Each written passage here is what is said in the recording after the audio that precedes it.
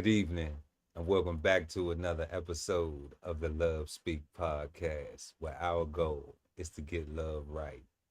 I'm your host, Chef Earl Pearl at DBCHEFTV, always with the baddest of the baddest, Billy Badass Joe. Hey And world. how you feeling this evening, babe? I feel great. How about yourself? I can't complain. We made it another day, another Hmm. episode. We get to talk about love, something that is on everybody's mind all the time, right? Agreed. So, one thing I want to ask you is, how's your day been? How's your day My been? day has been so good. So many positive things have happened throughout the day that is just setting up for my future. And the best thing about it is that all of these roads that I travel down today are leading me to a passion that I love, that I'm going to be thriving off of, and that won't feel like work, but it is. And it's beautiful because who who wouldn't want to do what they love and get compensated for it and have a passion for it? Absolutely. That sounds a lot like you love it and you like it.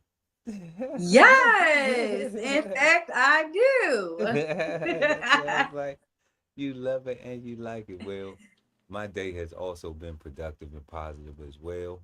Like Good. we always like to have things, and we try to. So as long as you're trying, you ain't failing, and that's always the goal.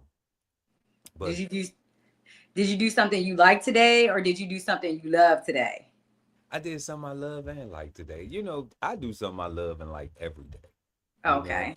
um, I love to wake up in the morning. I like to wake up in the morning. That means you're alive, right? Amen. So you gotta love the day. Um, and then just trying to do something that is going to be beneficial for tomorrow. You know, Yeah. being thankful for the day, um, in hopes that we will see the next one, that we will get another 24. Yes. So, that's always the energy that we putting into it. And we always thankful for when we able to enjoy the fruits of what we did yesterday, you know, in the present. I And agree. and then plant some more seeds so that way, we can help some other things grow. I So agree. definitely it's about loving and liking. But our conversation tonight, our topic tonight, I love you, but I don't like you. Mm. Yeah, we got a heavyweight bout tonight. Uh Love versus like. And that is gonna be our topic tonight, y'all. Make sure to like and share this video. Also subscribe to the channel and hit the notification bell, y'all, so you never miss an episode of the Love Speak. And we appreciate when you give us a thumbs up because it helps us get content like this to other loving people like yourself. So, also in the chat, tell us what you think in the live chat as we get to our questions and let your love speak in the comment section. We really appreciate that. So, Yes. love versus like. Let's look at our questions that we have for this evening on love versus like. So, our first question this evening: can you love someone without liking them? We're not even Mm. going to waste time. Can you love someone without liking them? Mm. Why or why not? Our second question: how do personal experiences shape our definitions of liking and loving? How do personal experiences shape our definitions of liking and loving? Mm. Our third question: which should be prioritized, love or like, when choosing a partner? Ooh, Which one should you prioritize? that's a good question. Our fourth question: How have societal expectations shaped the ideas of love versus like? Mm, Societal expectations. Can't wait till we get to that one because that one is, you ain't whew, lying. that is, it's a lot going on with that one. That seems like it's loaded, but it's loaded with a lot of expectations for sure. Is it And then even our real expectations? Are they facade expectation? Like, I guess we'll wait till we get there. we'll get to that though. We gonna get to that.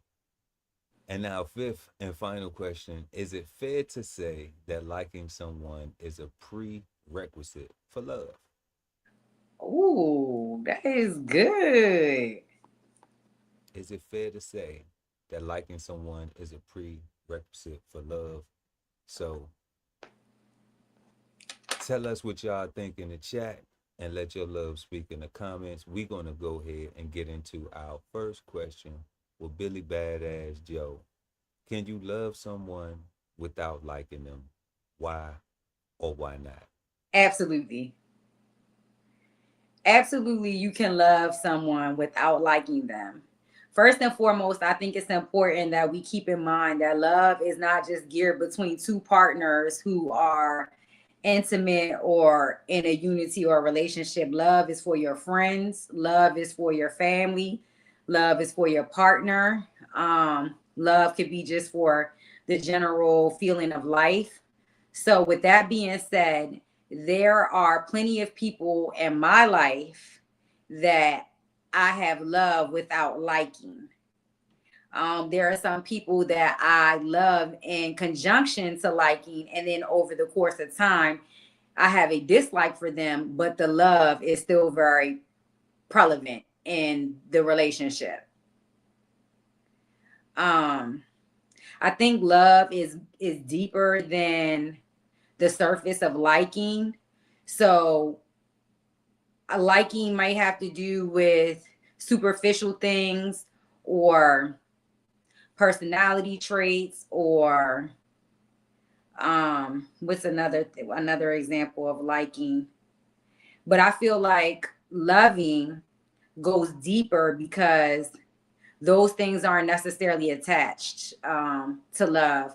You're going to love someone based off the experience that you have with them, how they waver your emotions. I always say that love is just a general word to explain the emotion that's invoked inside of you. So liking someone can be easy, but loving someone, in my opinion, is more difficult. And I feel like I can definitely love someone and not like them. How about yourself?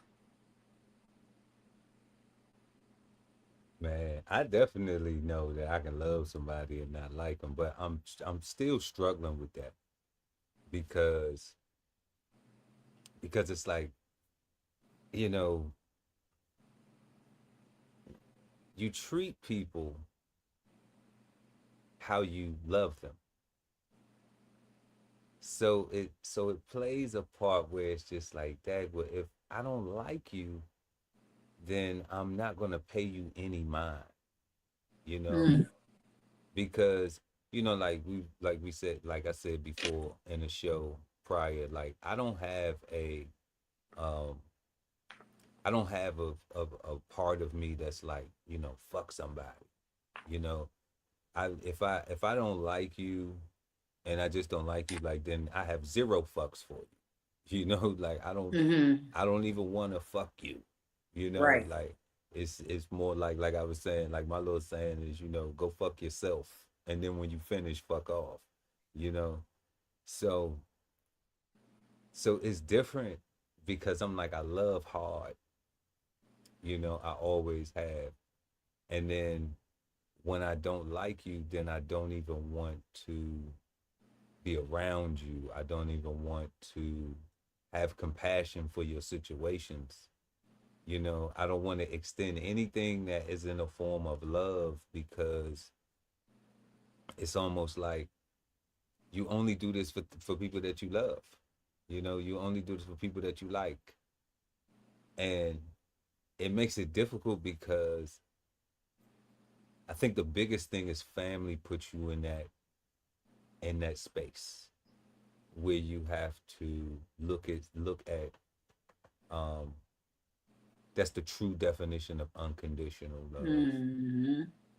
Because you make the exceptions. You just say, um like I heard somebody tell somebody, um I I I don't like you. Like I wouldn't, if you weren't my family member, I wouldn't even deal with you. Mm-hmm. You know. So that's a clear example of a person saying that they don't like somebody. Mm-hmm. You know, Mm-hmm. but it's like, but okay, then do you love them? Mm-hmm.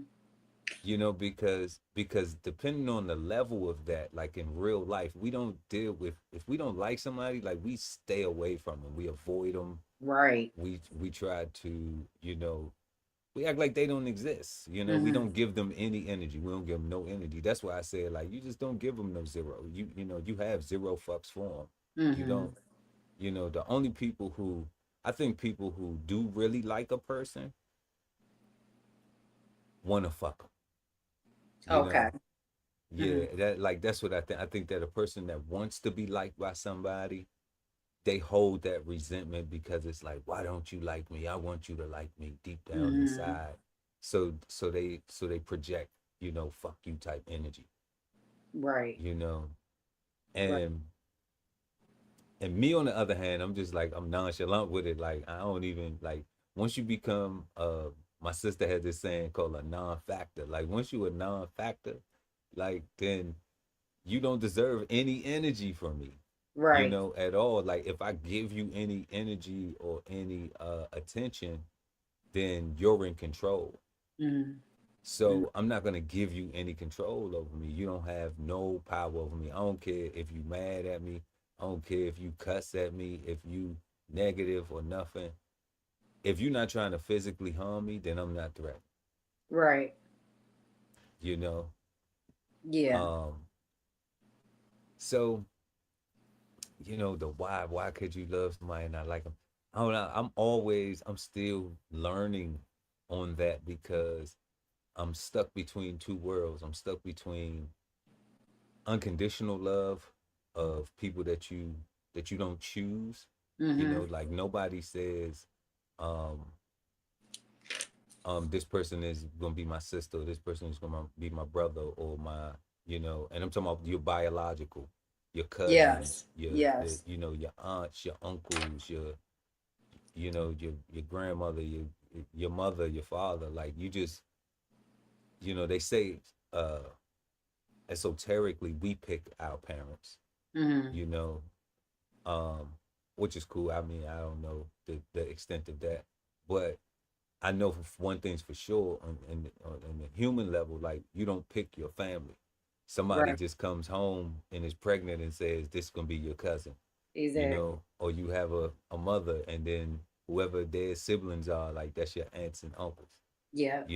So you just don't get to pick them, but you have to accept, you have to love them regardless of the humanly things that you may disagree with that forms dislikes. Right. Everybody else, we go and pick. We Mm-hmm. bring all that other stuff home. Mm-hmm. Anything, a friend, a homeboy, a homegirl, Mm-hmm. a boyfriend, a girlfriend, a partner, with whatever the situation, the relationships looks like, we find those people and we bring them people into our lives. Mm-hmm. So I think that people can do it when they say, I'm choosing to do this. Mm-hmm. I'm choosing to just like this person, but I don't love them. Mm-hmm. And then I think they try and be beneficial at that Mm-hmm. point. What you Right. think about that? I think you made some good points. You made 2 points that I wanted to touch, but first, let me go back on my own statement when I say I think it's harder to love somebody. Um, the more I sit on that statement over the last couple minutes, I don't even know if that is to the thorough degree. Like if that statement that I made explains to the thorough degree of what I mean. Because as I'm listening, sometimes I could see maybe how it could be a challenge, maybe even to like somebody, be harder to like somebody, or whatever the case may be. But this is what I will say, because it is all about the person. When you mention unconditional love, I think that that first segment of people that pop into my mind is family, right? Because there is a few family members of my own that I do not like. Okay. For whatever the reasons is, it may be their thought process, it may be their beliefs, it may be some experiences I've seen them act within that just turn me off, as far as like I do not like the individual that they possess themselves to be. However, I do love them, right? Because just because I don't agree with your mannerisms, your behavior, or the way you walk through a situation, don't mean that I don't love you. It just means that I don't like you. So, in the times of life where you don't need me or where I'm unneeded, then yes, live your life, do your thing. But if there's a situation that pops up and I'm needed, because I love you, and not because this is about liking or disliking, because I love you, because you mean to me something to the core, past your behaviors, past your mind process. I love you. I'm still going to show up for you. And to me, that's the unconditional part. And that is why family are the first people that pop up in my mind, because off of what you said, we can't choose them. We were given them, just like they didn't choose us per se, you know? Right. So the love, I just couldn't imagine not loving somebody that I was born into just because I don't like their personality, their character traits. Now, if I don't like you, you say, then I won't even pay you any mind anymore, right? You made that statement. And I Mm-hmm. agree with that statement, because I feel the same way. If you do something that I'm not interested in, or something that turns me off, or something that goes against the grain of whatever path I'm traveling in life, yeah, I won't pay you much mind either. But again, it's still such a deep thing for me, because depending upon who you are, I still am going to love you.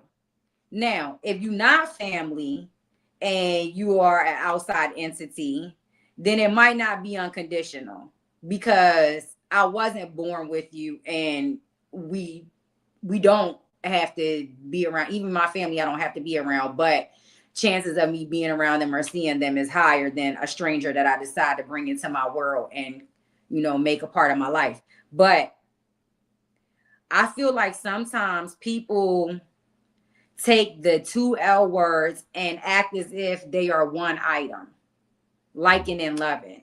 Even Mm-hmm. down to first dating someone. I don't know if you experienced this in your life over, before you were married and things of that nature. But have you ever dated someone and within a short period of time, they tell you that they love you?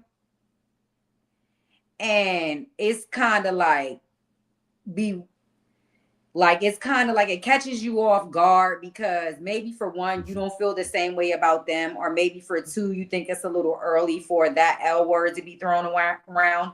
But I think for three, a lot of people get a feeling that comes over them, and because it feels good to them, they want to associate it with love instead of a deep like. Mm-hmm. So I'm kind of the Mm-hmm. opposite of that. That's why I say I'm a little bit complicated, I'm a little bit intricate. I don't go for deep likes, I go for deep love. So it's easy for me not to like somebody and still love them. Yeah. You said that. You said it's easy for you to like somebody and still to not like them but still love them. Yes. Yeah. Yeah, that's interesting. That's interesting because like well, to that point first, because I don't want to lose my train of thought on the comments you said. But to that point first, that's very interesting because I think that is a skill set, and a part of a strong character, personality trait, and a high level for tolerance. Hmm. Because for me that's difficult. For me, I have that difficulty because I look at it like, okay, well, I'm under the mindset that I treat people how I treat myself. Mm-hmm. Okay. So I really love me. I really value me. Like I always make this joke, um, that nobody loves me, but it's not a joke, but it's a saying that I say, nobody loves me more than me, Right. you know? And when I look at the actions of others, of people who you've let in, to your circle, and then they've done things that cause you to say to come to a conclusion of, okay, well, this person isn't loving me the way I'm loving them. Yep. And I don't like that. Yep. So because I don't like that, now I have to make a decision. Do I make a decision to keep on accepting them treating me this way? And I know that this is not how I want to be loved, Mm-hmm. that because I treat myself way back. I value me more than that. And their Mm-hmm. actions aren't reflective of them valuing me, because I'm like, if they liked me enough, Yeah. then wouldn't they think about, wouldn't they have thought about that action or that thing, you know, would they have considered that first? Especially if they telling me that they love me, you know. But it always is good, because then you get the reveal, so Yeah. now you understand how you can conduct yourself with those specific individuals moving forward, so that's always the benefit in it, where I'd be like, yeah, you'd be a little hurt, disappointed, you Yes. know Yes. but now you can be better, because you can avoid that if necessary. You can, you know not include that. You can say, okay, but that's not supposed to be a part of anything that I'm doing, or I'm not supposed to engage or interact with that person, because they had this saying out here, protecting your peace. I think it's important, that people focus on that, because mental health is real, and you don't know Yep. what other people going through. Yeah. Somebody might do some shit to you, but really, it's what they going through. It's not really you. It's just what they really going through, and they needed to take it out. They needed to release that, with frustration somewhere, and they felt that the most comfortable person to do it was with you, because they know how you have loved them, they know how you Yep. have treated them, and they don't have any fear of any I recourse. was about to say it. They feel safe. Yeah. They feel safe. Mm-hmm. Yeah. Mm-hmm. And then to your other point, real quick, was in a relationship, when people say, that's the weirdest shit, when you with somebody and they tell you, because you feel obligated to say the shit back, and it's always at like the awkward moment. It was at, in the past. I remember that you had me reminiscing over here for a spell. Like I remember somebody saying that to me, was like, I love you, and you like, damn, like I don't even really love you like that, Yeah. but I mean, but I mean, I'm enjoying you. I'm liking you enough to I'm be here, liking you. but my feelings ain't in it yet. Like I'm not there yet, and it's like, okay, if you don't say it, is it gonna hurt their feelings? So, and then you kind of put on a spot where you feel obligated to be like, oh, I love you too, and then you don't know if you think about it later, like, damn, did that come on fake? Did I, like, I know I said it fake, but could they tell? So do I just keep saying it the same way Right. until I actually feel that way, until it's genuine, Right. or yeah, That that's some that wild shit. that's That some uncomfortable shit. I'll tell you that. yeah.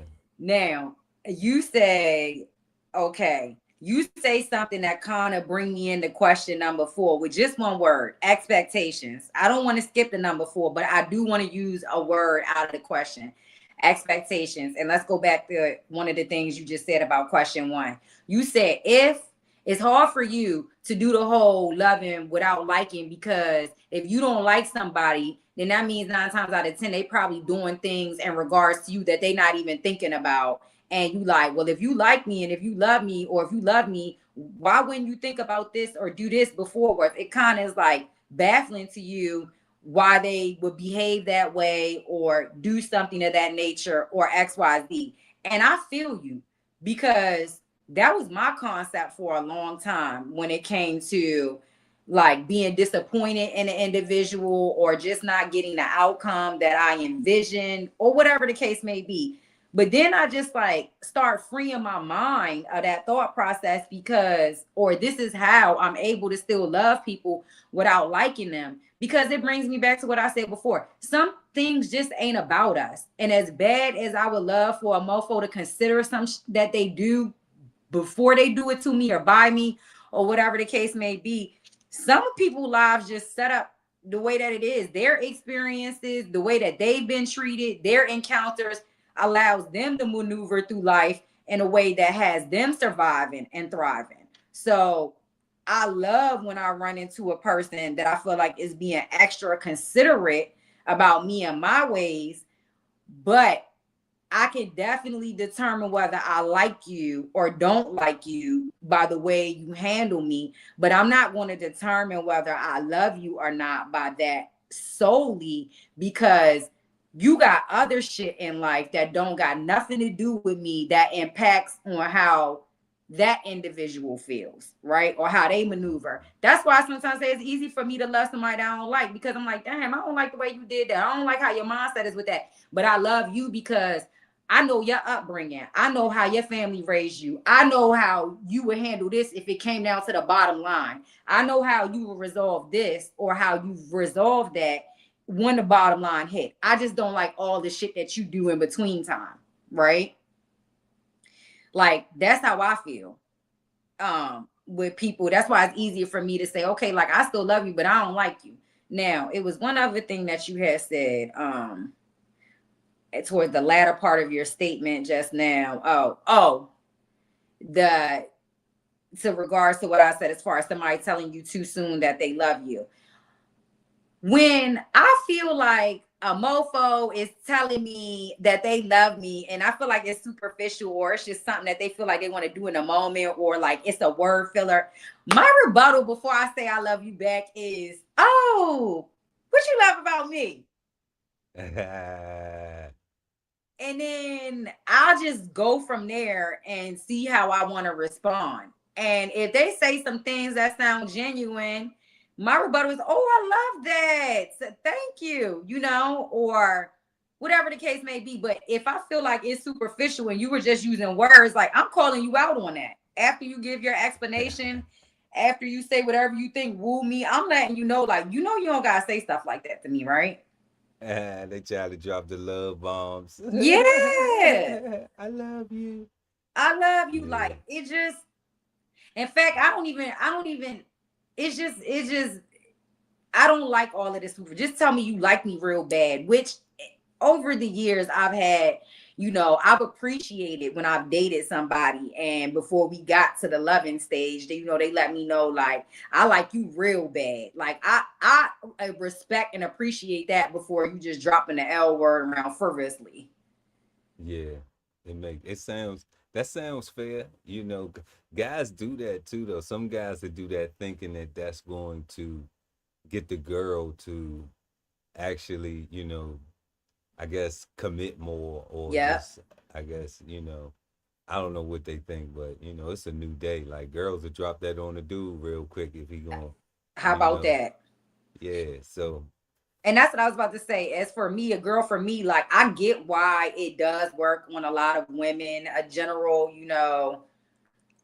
demographic or geographic, like, yeah, they're gonna eat it up, eat it up. But for a girl like me, I'm a little hesitant. It scared me a little bit. right.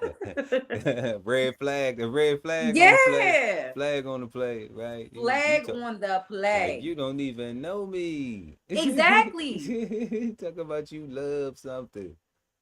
Like Yeah. you don't love me. You love my, yeah. Ah. Ah. Definitely. So I heard a man say one time in a movie, "You don't love me, you love my doggy style." Yeah, that's Snoop Dogg. Oh, he said that. Yeah, that's Snoop Dogg. Yep. That's classic. That's what it be about too. You know, people that lust, uh, Mm-hmm. cloud love, and you know, that's one of them things. So, moving on to our second question, how do personal experiences shape our definitions of liking and loving? Yeah. This is deep. This is deep. Um, I'm gonna start off with an example of a female friend of mine. And we had this conversation about 3 years ago, and I will never forget it because it stood up against my belief of or my personal experiences of liking and loving. It stood up against it, but I wasn't mad at it. And she had a supportive answer behind her belief. So I'm not mad at it. But she say, I know when a man love and like me, when he do for me. And I said, I mean, of course, a man got to do for me too. You know, he got to court me. She said, no, we got to go beyond that. She said, my measurement of love is what you provide for me monetary and materialistic wise, is what she said. And I Right. say, damn, why you got that thought process, girlfriend?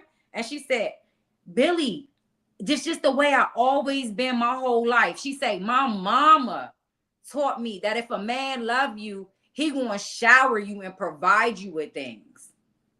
Okay. So I said, damn, that's a little deep. Now, don't get me wrong. I like when my men, spoil me and do things and buy things. But there is another picture that I have in my mind about somebody loving me genuinely. And it don't have to do nothing with gifts or monetary stuff. Um, and the reason why I feel like this was shaped and shifted is because the number one example that I had from love was my mother. And she was a go-getter. She was a provider. She was a hustler, but she was absent a lot of times because of this. Right. But she always provided for me, right? And when she was absent, it wasn't because she was prioritizing other things in life bigger than her child. It was because in order to provide for me as a single mother, she needed to be at work all the time, That's right? right. Or she needed to be doing this or doing that to make sure that I didn't go without, because I did not go without. That's right. Shout out to all our military service members who are deployed. They do the same thing. All Exactly. our truck drivers on the road, OTR brothers and sisters, they do the Exactly. same thing. You know, they make them sacrifices so they can provide for their babies. Exactly. And that's major and that's key. And I'm so glad you use them people as examples, because having somebody in your life that means so much to you, and then having a big gap of absence with them, like their absence of their presence, but still being able to have an understanding and maintaining the love between the two is major. And I feel like anybody could go and get you something, because the stores is always selling something. Hmm. And even if they don't got the money to go get it, I'm not encouraging it, but some people go steal for you, Yeah, right? But to me, that ain't about nothing. That ain't about nothing. Putting your dedication into making sure my health, my well-being, my mental, my physical, my education, and things of that nature are top tier. That's what love is to me. And I'll even go even further. Let's fast forward into my adulthood, when I was dating, into my committed relation. One of my committed relationships, and we were together for years. And one of the things that he did often was spoil me as far as gifts. And in addition to, standing behind me and pouring into whatever I wanted to do for myself to better my future. If I wanted to go to school, he'd help pay for that. If I didn't have a vehicle at the time and I needed to get to the school, he would take me there. Things of that nature. So, but in addition to that, one of his big languages was love language was buying gifts, right? Right. And he would do it all the time, and he would really do it whenever he got caught cheating, right? I'm talking about then the big Damn. gift, the more expensive bags would come in then, right? That's And it never strikes me as, crazy. ooh, I'm so lucky. Ooh, he loved me so bad. You know, in the beginning, I accepted the gift or two, you know, whatever. But over the course of time, I told him, I say, listen, stop bringing me gifts. How about you just stop cheating on me? Because the gifts don't amount to love to me. You understanding how you making me feel and then being receptive to it and then correcting it is better for me than any materialistic thing, right? And again, once I sit back and think about it, I did not have materialistic stuff from my mother. I went with all the time. I never went without. But what I'm saying is that my shoes was clean and they fit my foot. But that don't mean it was a top-notch brand. They might have been Yeah. from Walmart or Payless or whatever. They weren't Nikes. They weren't, you know, the Yeezys that the kids weren't. It wasn't none of that. But Yeah. the love was so real. So as a grown up, to me, it definitely matters what you experience as a younger individual that shape shifts. There's some women that need to get hit or beat on by their man Yeah. in order to feel love because they grew up watching their mama get her ass beat, or even their father being physical with them as the male presence in their life, Mhm. not being able to dissect that when they get older, your lover don't need to treat you like that. Yeah. So I feel like personal experiences shape the loving experience and even the liking experience to a major degree. How do you feel about it? Well, the first thing I got to do is tease you about one thing that you said. So, you know, after you took the first bag, it was up, right? It was So, up. yeah, like as soon as you took the first bag, it's like, oh, this all I got to do? He put on his Okay. track shoes and ran around that Yeah. field. You heard So, me? you know, so we do got to remember that um sometimes that we condition ourselves by allowing things to continue. And that's what I Mm-hmm. was talking about earlier with like that's where I struggle with the love and like because it's like if you love me, then why you treating me like that? Yeah. You know? Because you treating me like you don't like me. Yeah. And if you treating me like you don't like me, then I know you don't love me, you know, because how could you love me but don't like me? Mm-hmm. In my brain, you Mm-hmm. know, because I'm not somebody that you have to have. I'm not Mm-hmm. somebody that you don't have a That's choice deep. in choosing. I'm not Right. your child. I'm not a family member. I'm not, you know, people not even doing that with their husband and wives nowadays. It's like if something happens, you know, and it's irreconcilable, you Mm-hmm. know, then it's just like, okay, we need to go our separate ways and you know, and continue to live life the way we need to. But but definitely with personal experiences, like you said, growing up, the the first experience we have with love is our mothers. You know, being birthed. You know, the mother's love is the first thing that we experience, and it is so many different examples like you touched on like with the young ladies going through trauma, traumatic experiences, thinking that because I dated somebody who said that to me. She said verbatim, my mother told me that if a man doesn't come outside of himself Mm. and do something physical, then he really don't love you. Mm. You know, and to me, you know, that traumatized me because I was just like, whoa, I can't beat your ass. No. You know what I'm saying? For you to think I love you. Like, I don't, Right. you know, that's not cool. But then we see the verbal, the verbal trauma Mm. where where people talk to each other very nasty. And, you know, when you're growing up, you'll see that and then you'll think that that's okay. Mm-hmm. You'll be trained, you'll be mentally trained to think that it's okay to just be disrespectful all the time, to not have peaceful and effective communication. Like to be Mm-hmm. sweet, that saying, you attract more flies with sugar than you do vinegar. Yep. But it's just like, for one, I'm not really trying to attract no flies because they eat anything. They eat you if you Right. dead. you know. But but asking and even telling in a loving way is usually more effective Mm-hmm. versus screaming, yelling like children, Mm-hmm. like children who don't have the ability to communicate. And we see a lot of people becoming older. I don't say growing up, I just say they be getting old. They just get Right. older, and they have those habits because they find other people who that's not deal breakers for them. Right. They say that's okay with it. They find some way where something happens, and then they don't establish a standard or a boundary to be like, um and not and I hate and I dislike the word boundary. They don't establish a requirement that is mutually beneficial, to Right. say, look, we can't talk to each other like that. If I don't talk to you like that, then you're not talking to me like that.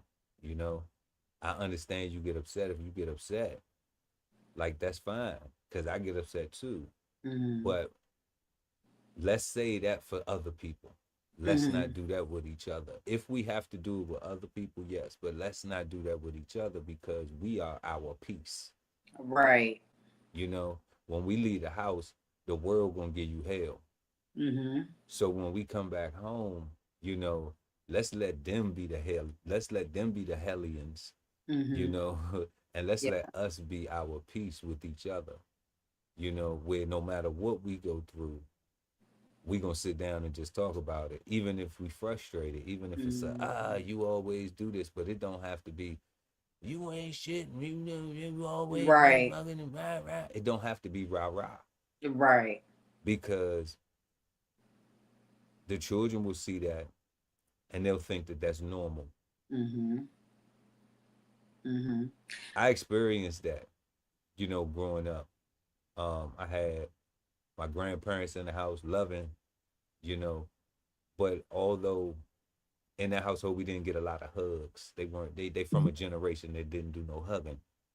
Right. Um, they was providing though, and they Yep. had discipline. They wasn't playing, they was disciplined, but I saw a well, we in that household, we saw a parental structure where, like, the man was the man. He did have Yep. the man role in the house, and he provided and did all of those things. And that woman was the mother, and she did do all those motherly things and provided as well. They worked together collectively. Um, Yeah. I always say my grandmother was not no bum. Like, Right. she got a pension too. She Mm-hmm. went up and went to work too. And this Mm-hmm. was at a time when women wasn't going to work like that. You Right. know, so what I did see though was through that though was what I had to learn was why did I have a lack of certain ability to communicate, because I didn't see them having conversations. I didn't see them having dialogue to solve problems. I was a Exactly. child, you know. I wasn't privy to that. Yep. And then um when I looked at my mother's relationships and things like that, I always went in self-reflection, say, through these past experiences, yeah, I seen my mother being loved, you know, but I just saw that on the surface, you know. And when we talking about experiences, it's a whole, it's the totality of it. Um, it's the communication of it as well, you know, not just seeing your mother dance, with your stepdad, or, her boyfriend, not just, having fun barbecues and things like that, and card parties, and not just the fun stuff, but like when it's time to pay the bills, how Yeah. is that communication going? When the children need something, what type of communication is that? Yeah. Because all of these things are real when you become an adult, and these are the Mm-hmm. things that you have to, that as a unit you're trying to work through. Mm-hmm. Mm-hmm. So, you know, is since sex ain't the forefront, we got that under control. Right. It's all of the other adult things that you have to do that usually cause for these experience. Like why was her mother getting beat up by her father? you Right. know why was that? What would they, because they made you, so they ain't had no problem screwing. Yeah. you know but what was the thing that was causing that? Was it he was just crazy and controlling? you know Right. was it that it wasn't, were y'all struggling monetarily? Things like that. Did y'all not Mm-hmm. have a car? Did y'all not, was the lights turned off often? Mm-hmm. Was it a lot of cheating, and your mom was physical with him because she Mm-hmm. came from an environment that said beat up on men? Mm-hmm. So they both was whooping each other ass, like, It goes down. so it's like it's so many of them things that have to be examined and taken into account. But once like our question is, the past experiences, I think it definitely has an effect, because a lot of times we don't self-reflect, and we don't look at those things and be okay with saying, you know what, this was something that was bad.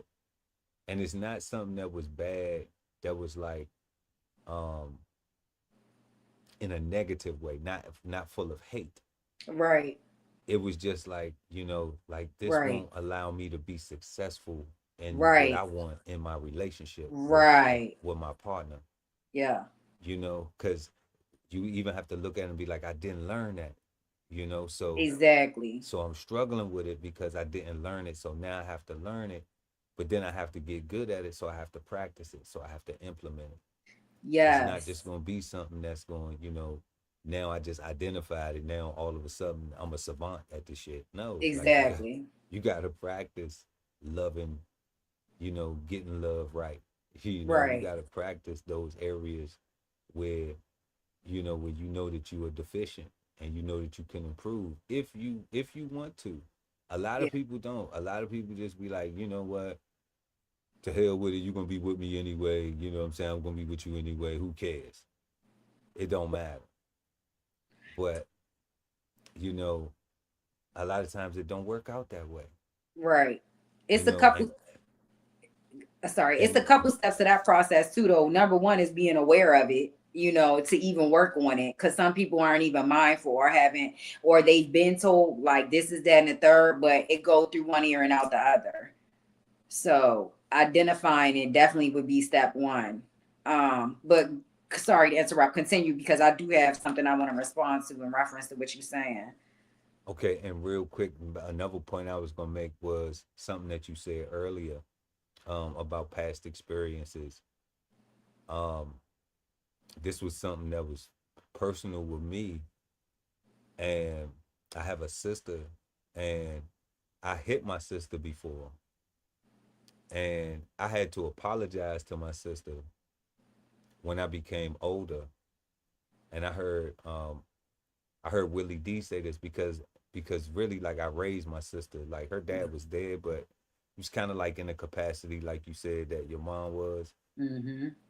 And I know that we moved around a lot. Um, so, and he wasn't with us when we was moving around. So I hit her one time, and out of frustration, out of something, and and I had to, as an adult, as a grown man, I had to really think about that. So Mm-hmm. I apologized to her, and the reason why I apologized to her was because I said, she said this to me before, you know, like even I don't have children, but like she every now and then she'll be like Happy Father's Day, whatever. Mm-hmm. Because she knows because of our age gap, you know, she knows how instrumental I was in, you know, help in raising her. Absolutely. And she I told her, I said, with her saying that, you know, and I always say, I always rebut like I don't have kids, don't make me something I'm not, right? Mm-hmm. But I understand it, and I had to self reflect when I heard Willie D from the Ghetto Boys says that he has that he spanks his son, but he don't spank his daughter. Mm. And they asked why he don't spank his daughters, and he said because if I'm the man that you see that will protect, provide, kill for you, Mm-hmm. okay, then by me spanking you could possibly, like you were saying earlier, give you the wrong impression Mm-hmm. that somebody who is willing to love, provide, and protect you, it's okay for them to put their hands on Hands you. on. Yep. So I had to apologize to her for that because if somebody put their hands on my sister, I'm gonna kill them, Mm-hmm. you know? So, and it's been that way my whole life with my Mm-hmm. sister, you know? Mm-hmm. So I'm like, dang, like how could you feel like that? And then, you know, but then you feel okay to put your hands on that person. That's contradictory. You don't want to hurt that person. Everything that you wanted to do, you wanted to see that person be better than you in life. Mm-hmm. You know, Mm-hmm. you want that person to have better opportunities, you know, be better in every sense, Mm-hmm. you know, of life, you I know. agree. So that was one of them self-reflection things where I'm like, you know, your past experiences, if you don't self-reflect, if you don't evaluate them things, then a lot of the times you're gonna repeat it, and you're Yes. just gonna be stuck in it, and it's gonna be normal to you because you're not paying attention to where you picked it up, and Mm-hmm.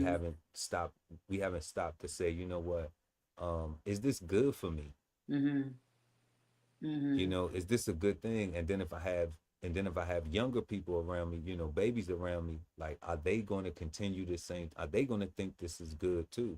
And then how Mm-hmm. would I feel? You know, like if I'm a parent and me and my wife, we yelling and fussing and cussing and stuff at each other, and then my daughter or my son, now they in a relationship and they yelling and fussing and cussing and shit at each other, like, you know, it's just like, damn.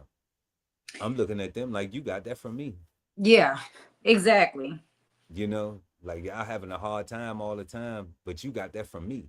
You ain't even have to go out in the street and get that. You picked that bad habit up from me where y'all having a Mm-hmm. difficult time running your household from me, Mm-hmm. Mm-hmm. you know? So Yeah, I think that's a very key point that you just made because as an adult and as me reflecting on the things that I often hear the most or have heard the most in past relationships is the number one complaint is my mouth. More so the way that I relate things, the tone, the verbiage, and things of that nature, which is so easy for me to identify where I got that from, right? Which is my mother. She's very blunt, she's very straightforward.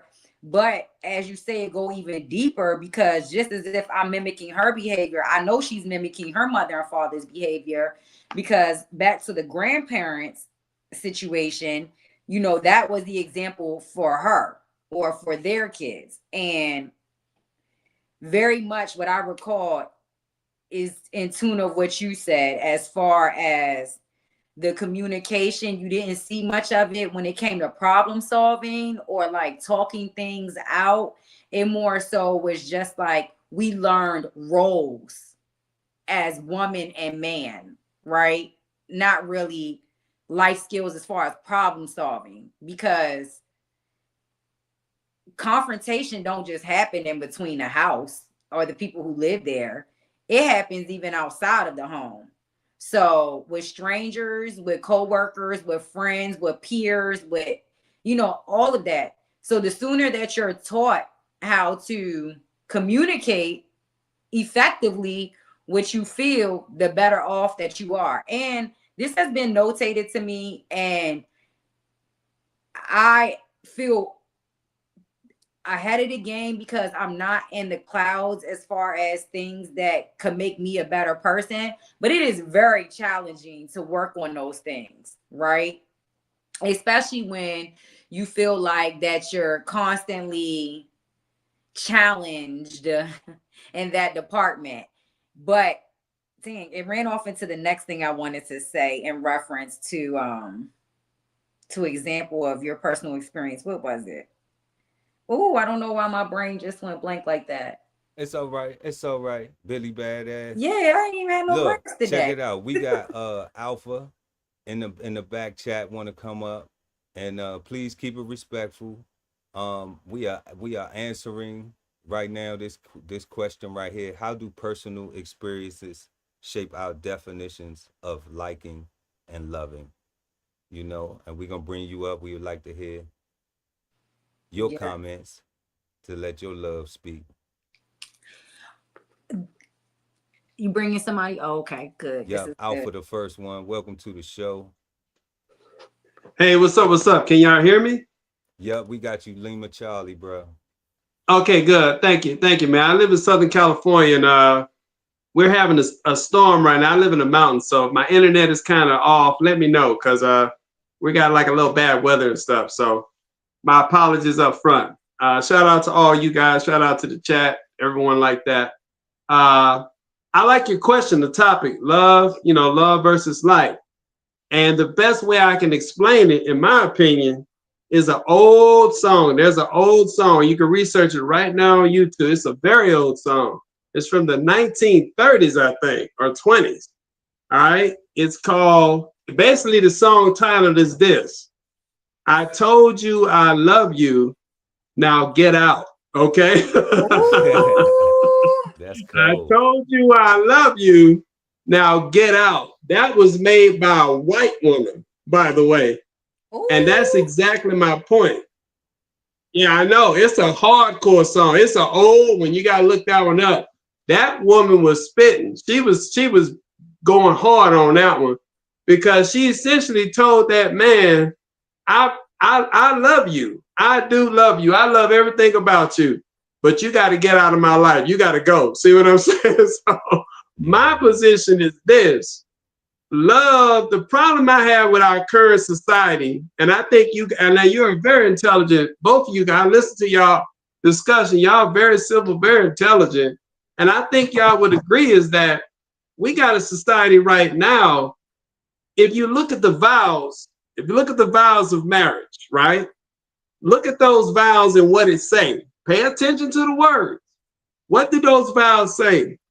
For better, for worse. Right off the top, that's a problem. Okay, that's a problem. Through Okay. sickness and in health. See how it sounds? See what it's saying? For richer or for poor. See how now all that right there is telling you what? Love, love, love, love. The only way you're going to get through that is love. You're not going to get through that situation with lust. It's not going to happen. That's a Lust fact. is going to fade. Money is not going to get you through that situation. Oh, yes. People say, oh, money is the number one reason why people get divorced. That's not true. 6 of the most powerful men in the world, all of them got a divorce. All of them, the richest men in the world. So we can put that to bed. People say, oh, it's the sex. And I'm not trying to get your channel banned. I'm going to say penis. Oh, the penis wasn't hitting right. Oh, the vagina didn't smell right. That's not true either. We got people divorcing people right now. I read like several articles of women. He was too big. He wanted too much sex, or he's too small. He didn't do it enough. So that's not true. That's all false. All right. But what the problem is that they don't know what they signing up for. They don't know what love is. That's what it is. What did the late great Tina Turner say? What's love got to do with it? Okay. Okay. She was trying to get to the point. So the point is, it's basically like the need versus want. Need versus want. There's a lot of things in this world. Right now I'm heading out. I need to go to the grocery store. When I go in there, there's going to be a lot of things I want. A lot of things I'm going to want. But I need to get what I need to get so I can sustain myself. You see what I'm saying? It takes a level of love to understand that. That's what I'm talking about. So when you guys ask this question, this is a very powerful question, because that's the heart of our society right now. Everybody wants the positive. We want the for better. We want the for rich. You know, we want all the good health. But when the other side of it come up, oh, no, we got to get out of here. I don't want nothing to do with that. I don't want nothing to do with that poor. I think there's a famous video clip of a woman at her wedding, and the pastor had to get her to say it. He had to make her say for poor, right? And she was like, okay, for poor. See what I'm saying? So that's all I want to add to this conversation, is that I think you guys are hitting the question that a lot of people, you'd be surprised. If you ask people that question, what's the difference between love and light? They're not going to be able to answer it, because they've been conditioned to only want positive love, not tough love. And that's what it takes to get through a relationship, not game. I'm not a game guy. I'm not a dating coach. But you cannot tell me game is going to get a person to love you for 20 years of your life, 30, and that ain't going to happen. You're going to have some tough love. You're going to have some positive love. That's what I'm saying.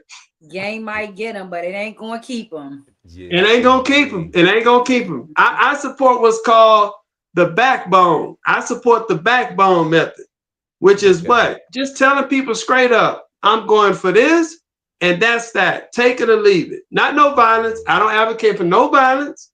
I don't advocate for anybody being forced to stay with it. Personally, me, I find it, I'm not gonna lie to you, I think it's disgusting. I don't ever want to be around somebody who don't want to be around me. That's just me. I'm not an advocate for segregation, but I would have never fought to be in a restaurant where they don't want me to be there. There's no way. I would have got up and walked out. I'm from the South, man. Look, that's just how I am. You gotta check us out on Cigar Sundays live on Sundays. We talk about stuff like that. So yeah. So to me, I think it comes down to that word love. There's personal love for yourself. I'm a Leo, by the way. If you can't tell, I'm a Leo.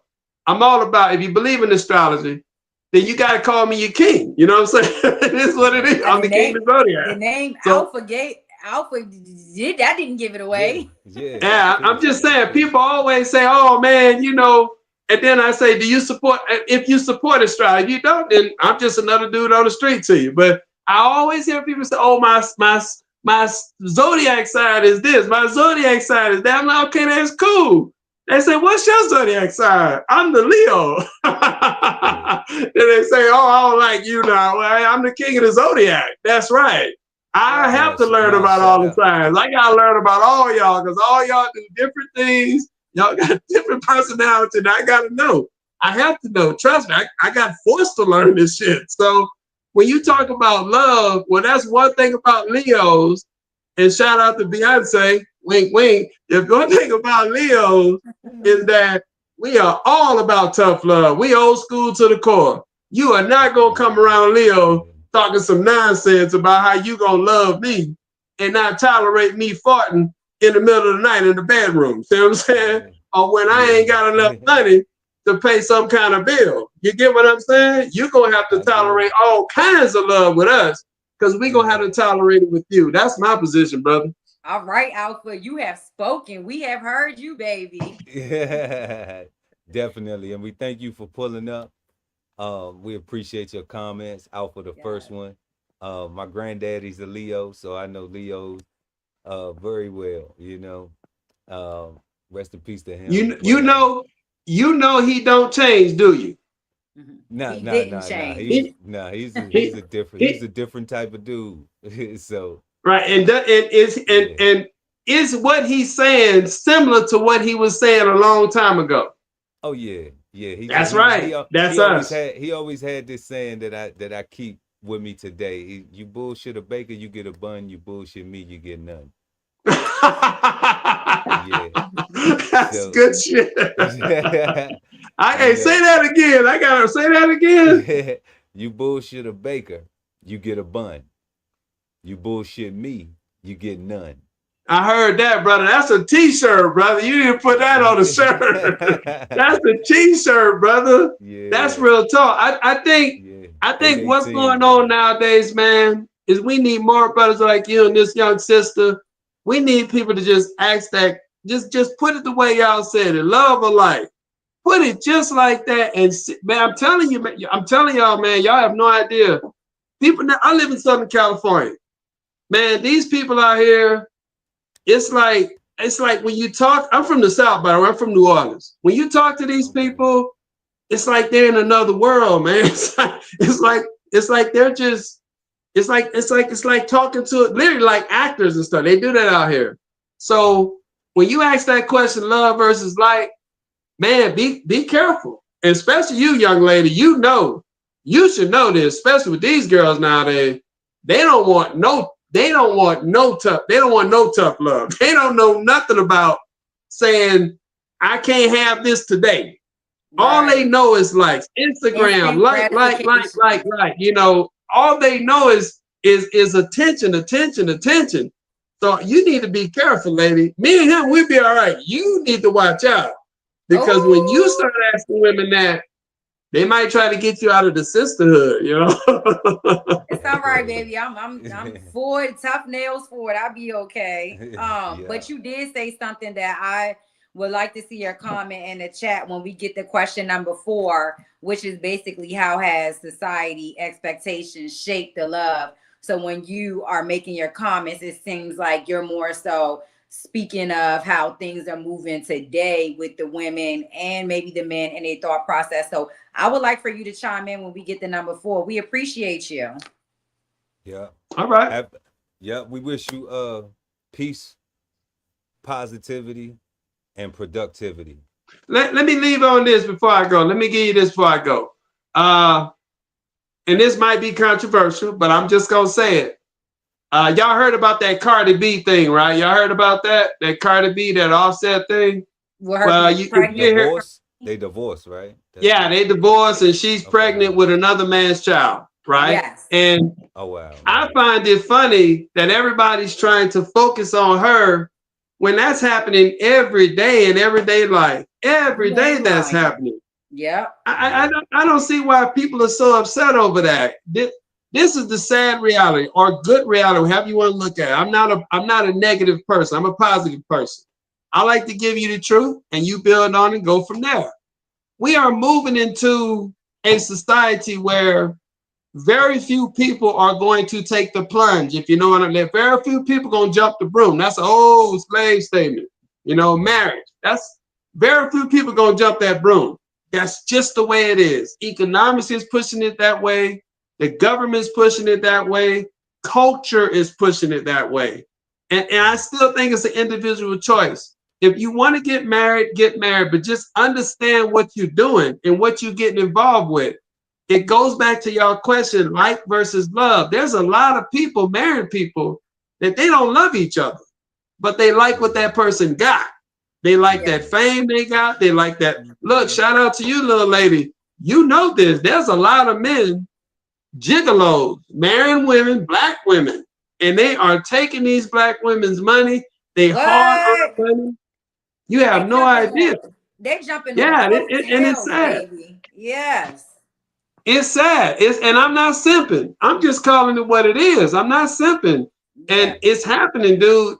People nowadays, they look at the institution of marriage as an opportunity. And the Right. person who generally does love someone, they really can't know if that person really loved them on the other side. The more successful you get, the more you got to be cautious of who you keep around you. And I'm seeing that Right. right now with black women, big time. A lot of I was in Atlanta before I moved to California. And man, Atlanta, I met girls who was making, it never bothered me. I never got insecure about it. But I was dating this one chick named Kiki. She was making like 150 a year. You know, at that time, she was working at Buckhead. She was like a hairdresser. This girl was amazing. She was a true hairdresser because her hair was always a mess. You know what I'm saying? That's the truth.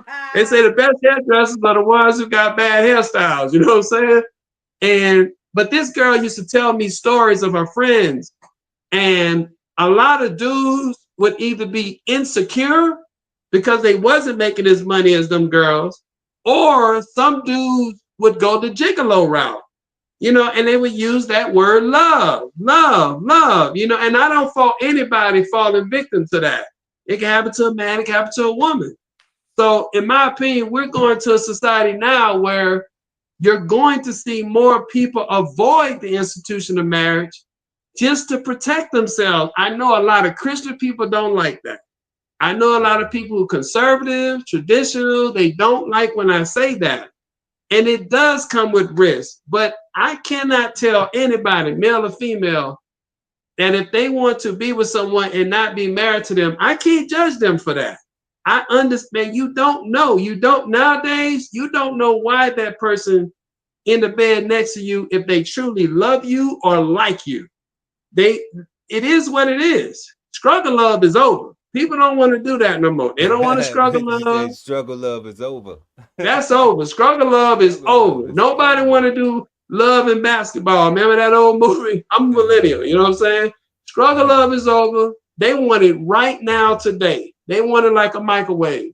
And so I'm telling everybody, as we move forward, what Cardi B did and the rest of them, it's gonna be common. It's just gonna be business as usual, standard SOP. And like Floyd Mayweather said, protect yourself at all costs. Protect yourself at At all all times. costs. I Absolutely. gotta Well, roll, y'all. I gotta go to the yeah, store and get something I need. You know what I'm we saying? appreciate you. Enjoy your evening, and thank you for all the good jewels that you Peace out, dropped bro. this Peace out to you, evening. young lady. Hey, protect yourself. The sisterhood coming for you. Protect yourself. All right, lady. Definitely. He Yeah, was good. He had a lot to say. I appreciated that. absolutely. Are So, we about to bring somebody else on? Because my brain fart is cleared and I recall what I wanted to say following up that example I gave after learning. Are we about to bring somebody else on? no, no, no. Go ahead. Okay. Yeah, while it's still in my memory. Um, yes, everything he said was good, and he made a lot of points that I feel like will connect to question number 4. But back to number 2, how do a personal experiences shape liking and loving?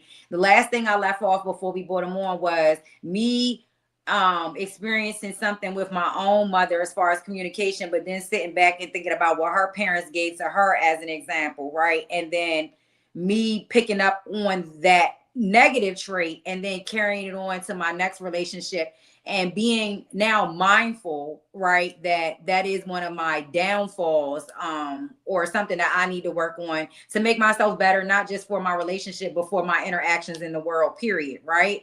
But here goes the other side of the fence. I have a friend, the tightest home, one of my tightest home, I have about 2 to 3 tight homegirls, maybe 2. And this is one of the 2, okay? And I'm talking about know each other in and out. Her mother was absent for not the same reasons as my mother. Her mother chose a different lifestyle, being outside and things of that nature, right?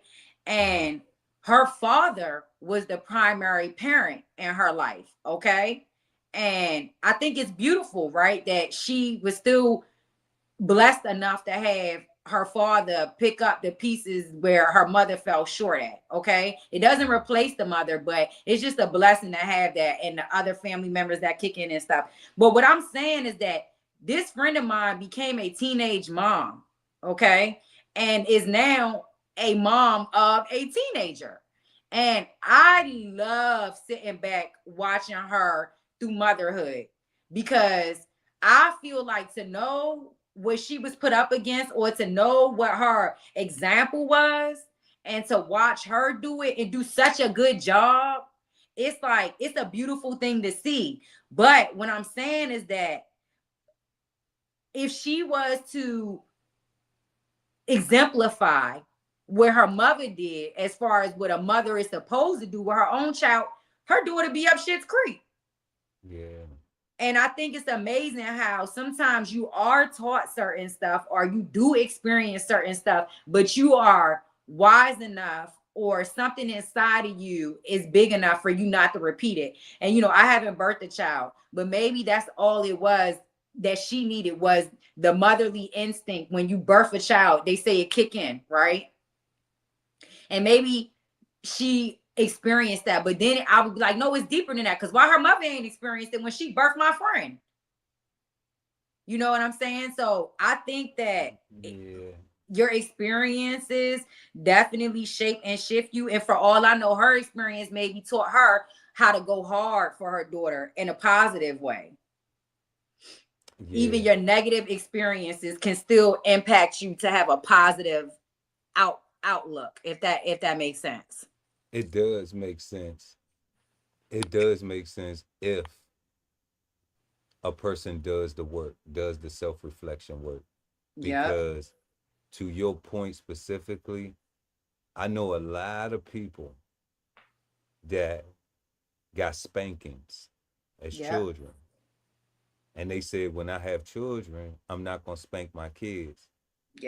But they took that and didn't take that on and didn't pass that on, but struggling to pay their bills and not budgeting their money. They still doing that.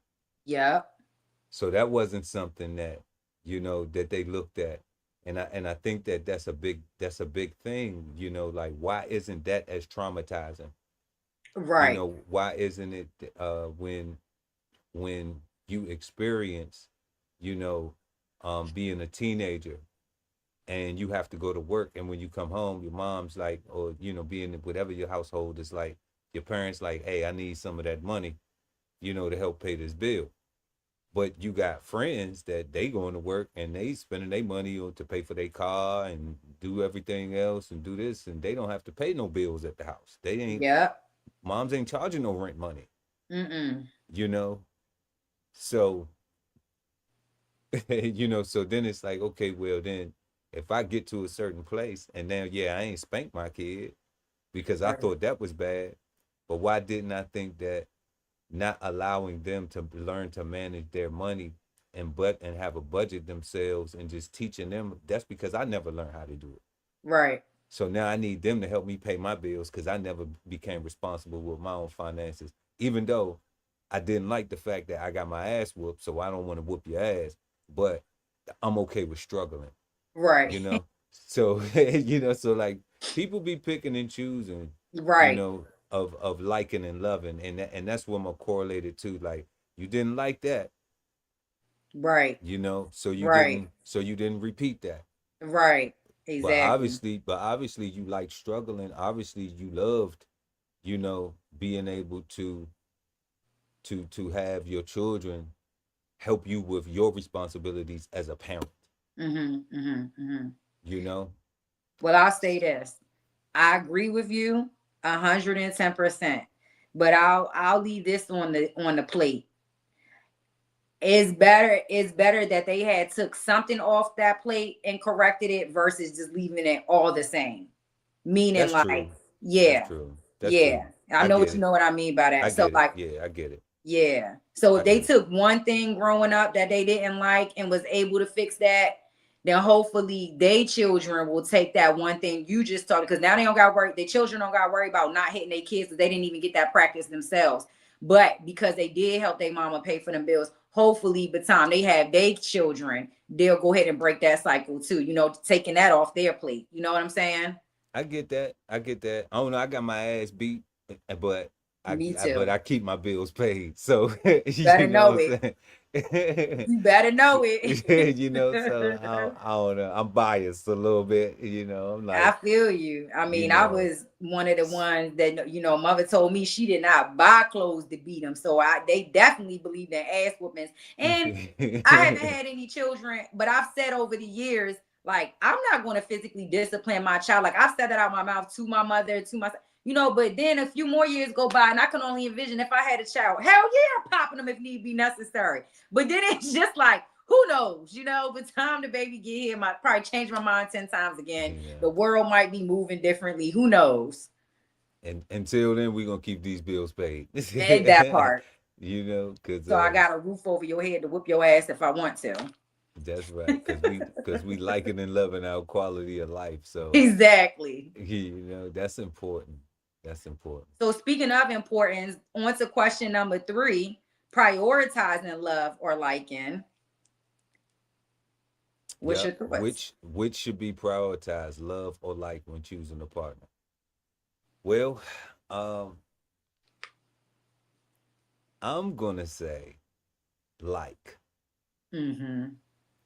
Um, and that's just because I always say to my wife, like, you don't have to tell me you love me because your actions are reflective of it.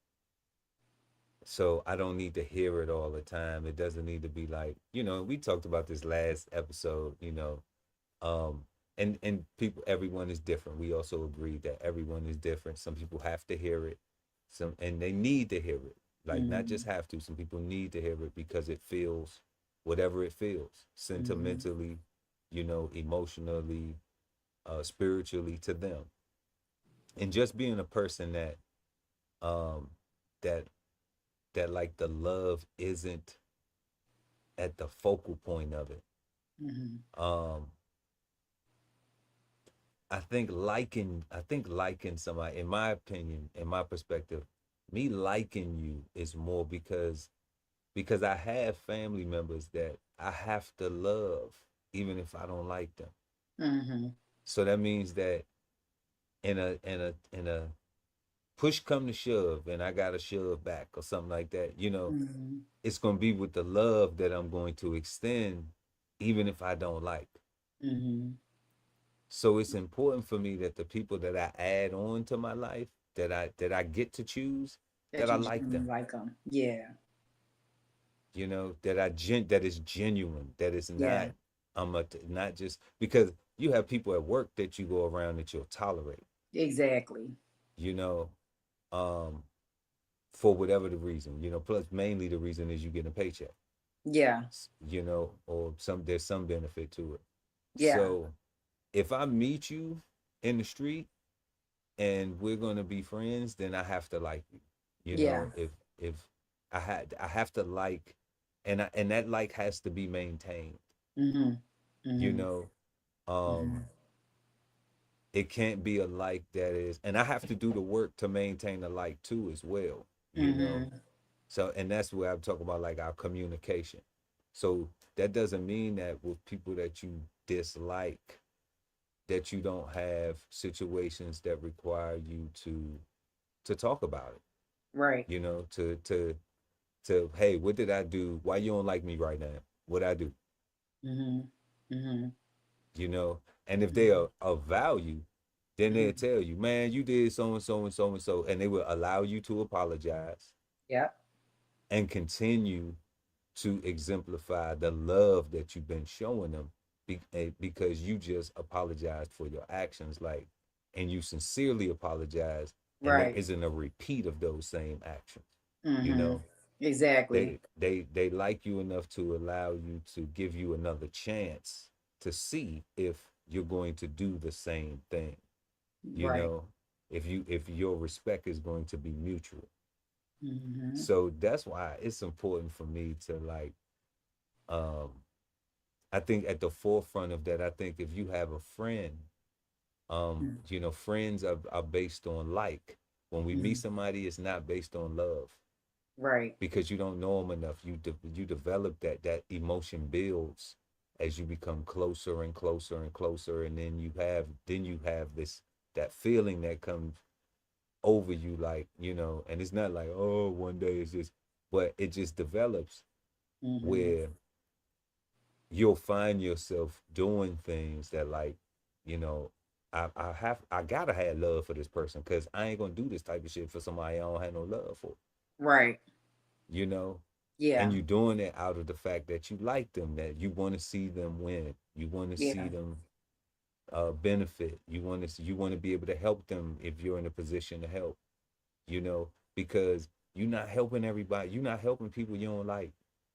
You're not helping nobody you don't care about. I mean, That's just human nature. Like no, nobody is that's there. what's the problem with me is I will and I do.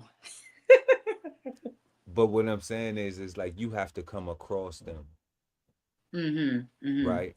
Mm-hmm. So what I'm saying is it's not that like you wake up and you out in the street and you see a homeless person that says, "Hey, can I have," or Right. a person that may be addicted to drugs or something like that, and they bumming or whatever, and they asking for something, and you like, okay, I'm not saying that you're not generous, that people are not generous, Right. okay, or I get benevolent, what you're saying. but when typically when I wake up in the morning, my day is pretty much planned, Mm-hmm. you know, and unless my day consists of going to go work at a homeless shelter or going Mm-hmm. to go work in that capacity where my time is allocated to that, to give my time and my or my money to that, that's not a part of my regular day. Mm-hmm. So what I'm Mm-hmm. saying is like I'm not thinking about helping somebody who not helping themselves, Helping yourself, right? Okay, I get what or you're saying. is in a position, where they could use some help. Right. Because I don't know them. Mm-hmm. I'm not Mm-hmm. looking for it. It's not on my agenda. My day is typically like, what can Pearl do today that Mm-hmm. could possibly allow me to have a better tomorrow for the people that I care about, that I do have access to, that I do know, that's gonna call me, or I'm gonna call them, and we're gonna share some resources. Mm-hmm. Mm-hmm. You know, Right. so No. so I think liking is more important because you want to have a friend for a long time, and you want to be Mm-hmm. able to like how they fart smell. Like you want to be able to not like how they fart smell, but like it anyway to hear them poop. You know, Right. you wanna like their jokes, whether they corny or not. But you like it. You know, Right. you wanna like their goofiness at times when they get goofy, when they get drunk and get tipsy or whatever. You wanna like these things Yeah. because you like them, and that is love. Mm-hmm. That is love ultimately because y'all have a bigger goal. It's like, we gonna be with each other for a long time. Like even if Mm-hmm. it's just a friend, it's just like Mm-hmm. that's my friend. We known each other for Right. 30 years, 40 Right. years, and it don't matter. Like it's when we get around each other, it's like we haven't even. It's like we never left each other. Mm-hmm. Mm-hmm. We not even looking at each other like, oh, that's what you on, that's what you doing. Like it's not even any judgment towards the things unless you're doing some negative shit. And then, Right. real friends, people who really love you should tell you, and you should be willing to be open to hear it, Yeah. and not take it so personal to where the fact that you feel like that they're trying to belittle you. They care Right. about you. Right. Constructive criticism. Yeah. Yeah. And they saying, hey, like, I think that, let me know if I'm thinking too highly of you as my Mm-hmm. friend. Mm-hmm. Mm-hmm. Let me know. Let me know if I'm thinking too highly of you. Mm-hmm. You know, tell me to turn it down a notch. Right. I had an uncle tell me, I don't know what you expect from me, nephew. I ain't shit. So, Mm-hmm. that hurt. That hurt.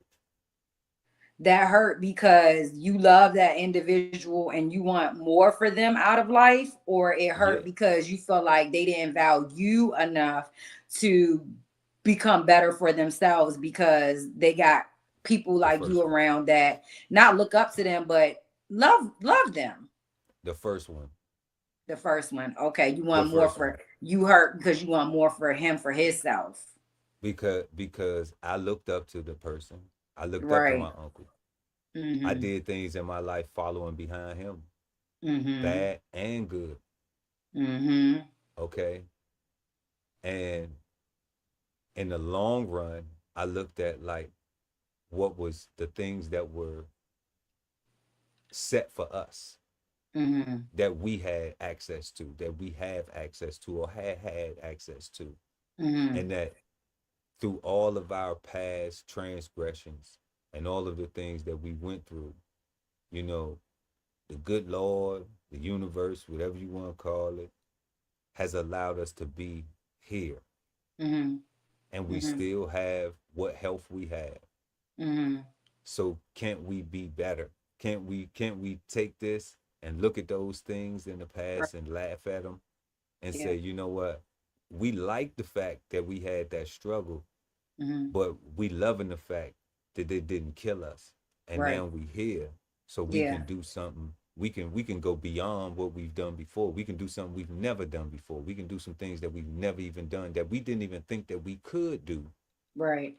but we could do these things now, Yeah. or at least try. Mm-hmm. Mm-hmm. So to hear that, I don't know what you want from me. I ain't shit. That hurt, Yeah. because I'm like, Be no matter your lowest point that I ever seen you, I never thought that you wasn't shit, right. that you was a piece of shit. I never, Right. your lowest point, I've seen you low, and I still didn't think you was a piece of shit. You know what I'm saying? Right. I thought you was doing some fucked up shit, But you I didn't know, think you was a piece of shit. but Right. I ain't think you was a piece of shit. I'm just like, damn, you a petty cruddy. Yeah. You know what I'm saying? Yeah. Like, Yeah. damn. Yeah. Yeah. But at the same time, I'm like, you still, that's that unconditional love. You my family. I was about to say that. I was about to say what it sounds like to me is number one is that you genuinely love your uncle, and then number two, Yeah. all of the other things that you said to fall in place. Like we had the struggle, but we should love the fact that we made it through. But the number one thing is that you love this man, this individual, and that's the only reason why he even got that far in your life you know, with him being who he is, and then you still feeling the regard that you have for him, the feeling, because if it was a stranger or somebody else, you ain't had no love for it. It'd be like, oh, you a piece of shit. That's what you think about yourself. Okay, let's keep it Yeah. moving, Like, yeah. Like, I don't got to deal with you no more. Thank you for letting me know. I don't even Right, need to see you no more. right. Like, go live your life. More power to you. Like, and Mm-hmm. that's it. I don't wish nothing you. Like I said, I don't even got no fuck for you. I get zero fucks for you. Right. You I know. agree with you. But back to the question of number three, prioritizing love or liking. I'm with you when choosing a mate. I think that's the most important part of the question to pay attention to when answering it. And I'm on your boat with liking being a priority in the beginning because, like you just said, love will come in due time. And I think it's more important that you like a person in the beginning versus loving, because I don't know how many people would agree with this statement, but sometimes when you have love for somebody, they tend to get off or get over on things that you wouldn't let slide or slip through the cracks if that love wasn't there, right? So when you choosing a partner, I don't think you need to come in with love. It leaves the ground slippery. It leaves the ground for almost for like your heartstrings to be tug on. Um, Now liking, I feel like is more of a priority because we have desires as humans, and I would love for my desires to be fulfilled not only by somebody that I do have genuine love for, but that I also like, straight up. So I'm going to agree with you that I feel like prioritizing when choosing a partner, when choosing a partner, prioritizing liking over love for me on that one too. Absolutely. Absolutely. So if y'all just joining us, make sure to hit that like button. We appreciate it. It really helps out the channel, gets this type of content to other people like yourself that want to get love right as well. Yes, sir. And we are discussing love versus like tonight. That is tonight's topic, y'all, is love versus like. So we're going to go ahead and get to our fourth question. How have societal expectations shaped the ideas of love versus like? Let us Mm-hmm. know what you think in the comment section and let your love speak. Billy Mm-hmm. Badass Joe, societal expectations today, what they look like. It's bad out here for some people. It's bad. As for me, I feel like I'm fortunate to be in the age bracket that I am, where I'm old enough to have seen what, our one guest was talking about, Mr. Alpha. The not the struggle love, but the old school love, the principle of love, the partnership of love. Um, I feel blessed to have seen that, because if I go based off of what the world is giving now as love, to me, it's very superficial. Again, it goes down to, we can use social media for an example. There are so many people that are presenting their situation as love when the whole time is really lust, or is comfort of access, and the genuine love connection is not there. Sometimes it's between one partner, maybe not both. But I think that as long as people these days are looking good, then they think that everything is good when it comes to love. I also think that, now this is to be argued, right? Because social media and the internet is something that we've had over the last, like 15, 20 years, 20 years, maybe a little bit more than that, as far as like free access to it, as far as like using it for everyday purpose. So there was a lot of things that were happening in the world, obviously, before the internet came into play. But once the internet came into play, we were exposed to the things that were happening across the world. It's not that they weren't happening before, but we were now exposed to them, right? So I feel like that sharing a man, or being one of three women or something like that, has always been a thing in society, but now is way more popular because it is exposed and more so accepted across the band, right? So I feel like that has a part to do with societal expectations too. Like, the one-on-one love is far few in between. Now it's like, this man has these two or these three women, and these women are okay with it because that's what's just going on in society. And maybe whatever example they had prior to whatever they're engulfed with right now didn't stand up strong enough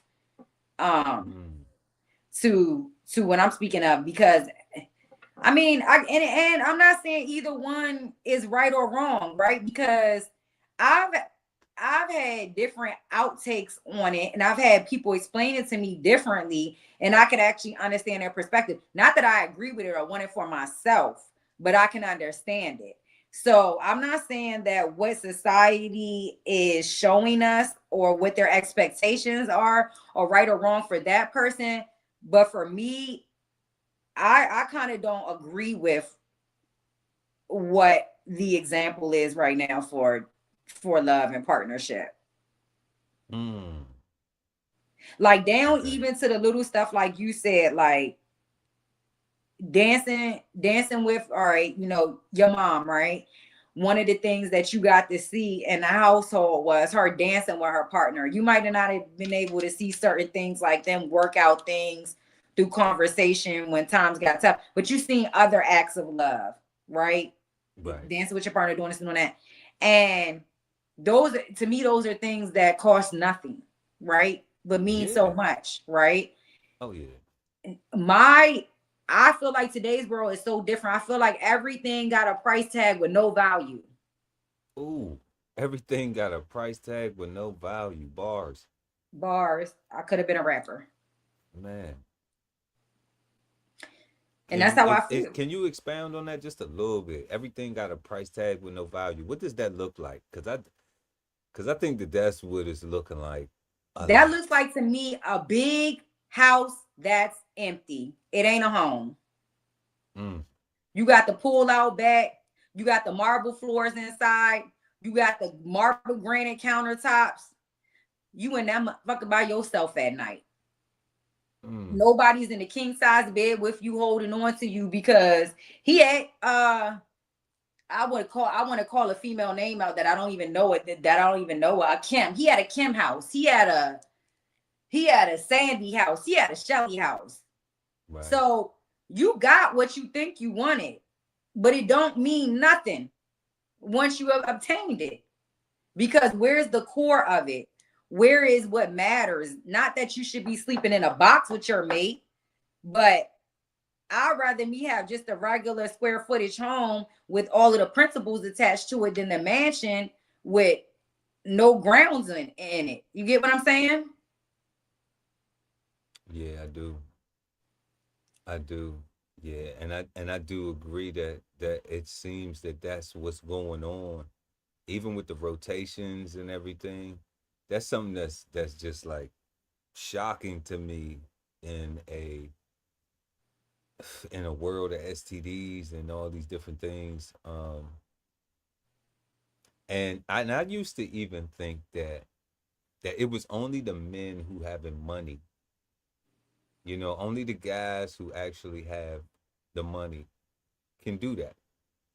But surprisingly, it's just like, nah, like if you just smooth with it, it's so many women who will just be okay with, like, because they may have their own homes, you know, and they don't really want the actual love. They just want the lust and just somebody that they can call and then tell them to beat it after they beat it. Exactly. So it's it's crazy that that's the way the societal um expectations have the role has changed, where there isn't any more like core values of marriage, of even monogamy. um I know the younger generation, they have different names now, like asexual and different things, where it's like with the proliferation of being bisexual, like these things, because it's now in the culture and the societal norms, it doesn't leave any room for like it seems like the people who are just like married and in monogamous relationships are the anomaly now. Yeah. And everybody else is the norm, The norm. Yeah. Yeah. you know. And that's what it looks like. So that I think that does, when looking at our question, how has it shaped the idea of love versus like? Yeah. um I think that those societal expectations of even the young ladies, where it's like, them having a rotation, the guys having a rotation, you Yeah. know, like all of those things have changed the verse, because it's like, nah, I like this one, I like this one, I like, and that's even right there. Like, how can there be love even in that? Because it's just a whole bunch of, I like this, I like Right. this about this one, I like this about this one, I like this about this one, I like this about this one, I like this about this one. And it's like it's no love there at all, Yeah. Yeah. Whole bunch because of you're not. liking. It's just a bunch of liking, because in order to love, I'm under the impression that you have to invest some time Yes. Yes. And how are you doing that when you're spreading yourself thin? with this one, that one, and this one, and that one. Yeah, I'm so with you 110% on that.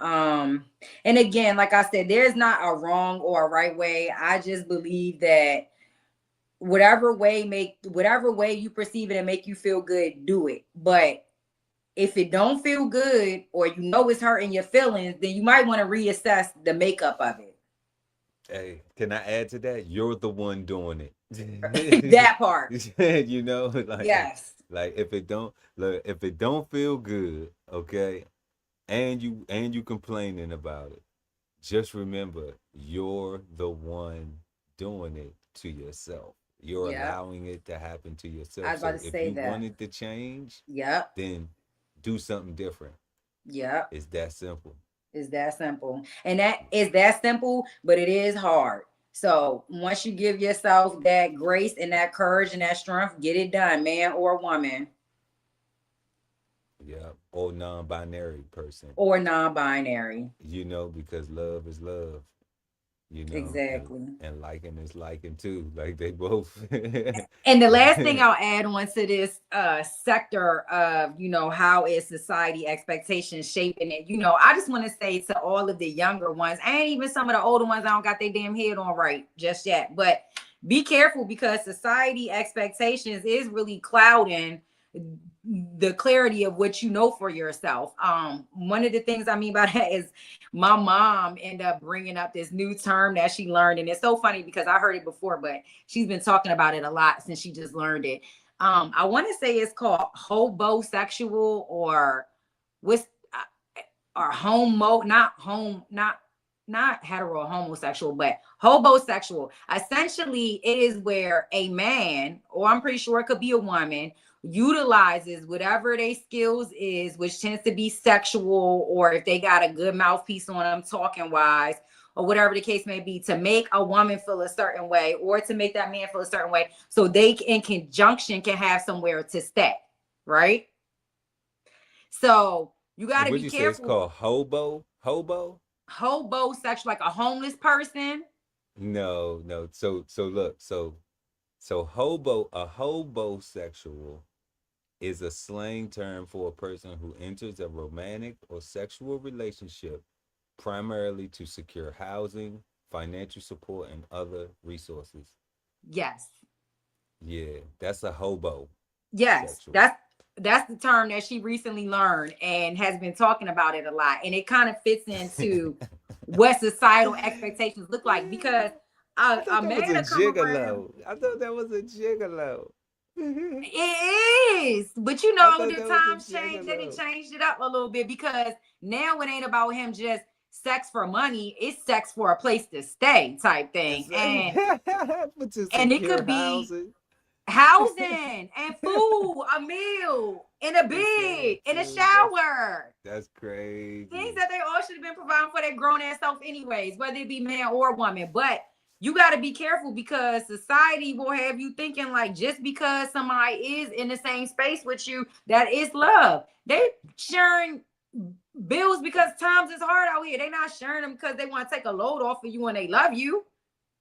Yeah, but the hobosexual does not have uh cannot provide financial support. They can't split nothing down the middle other You're than right. You're right. You're right. you You are know. right about that. You right about that. I was getting But into Mr. Super, but yeah, cause they trying to exchange sex for housing and financial support. So that's crazy. yes. Hobosexual. That's And I don't even know if a that's homosexual funny. take out the trash. Like I don't know if a That's homosexual cuts the grass. Like is what do they do? I mean, possibly. You probably can get them to do something other than Mm, something sexual. I don't know, mm. but that's a stretch. I wonder is that hobosexual? I want to do. Oh man, we're gonna have fun with that one right there, cause Yeah, that's coming back up in the future, ain't it? yeah, yeah, yeah. We're gonna have to do a whole episode on hobosexual. Yeah. Yes. Shout So out to be your moms careful, for that one. world. Right. Just because the man up in the house, the societal expectations making it think, oh, the man in there, the woman in there, everything all good. No, be careful. You might got yourself a homosexual. You might got yourself a hobo. I wonder does a homosexual sell all the furniture and shit when they get ready to leave? Do they go and take all your Oh, shit and sell it when they that get sounds like back? an ass kicking. You just get up and go to work. They be like, you know what? I'm sick of this. I'm gonna tell her shit. Fuck that. So they get one of they boys with a truck and they come move all your shit out and go pawn it, and then you come home and turn your key like, what the fuck is And going on? now you on the phone with your homegirl crying because this nigga done robbed you out of house at this man done robbed you out of house at home. Nah, that's a nigga. That's a nigga. You're All day. right. That's a nigga shit. All day long. Right. Yeah, that's ridiculous. A homosexual, but that's crazy. So, our fifth and final question, y'all. Is it fair to say that liking someone is a prerequisite for love? Is it fair to say that that liking someone is a prerequisite for love? So for me, I thought this was a great question, right? But I do think it pertains to the crowd that you're addressing, or like the connection that you're addressing. So for a family member, no. I don't think that liking someone is a prerequisite for loving them. I think that love just comes, and then if you like them, you got a great situation for your family. For a significant other, or even for a platonic friend, I think that yes, that liking someone is a prerequisite from loving for loving them. And I'm straight going off of what you say, basically the whole time, that this is where your synopsis fits my answer perfectly. Um, if I'm liking you, or if I'm loving you, or they go like this in the like, in order for me to even love you, I have to like you, right? Mm. At some point, right? Because if I don't like how you treating me, I'm gonna get your ass gone from me before we even have to worry about not loving or loving each other. Yeah. How you feel about it? What's your thoughts?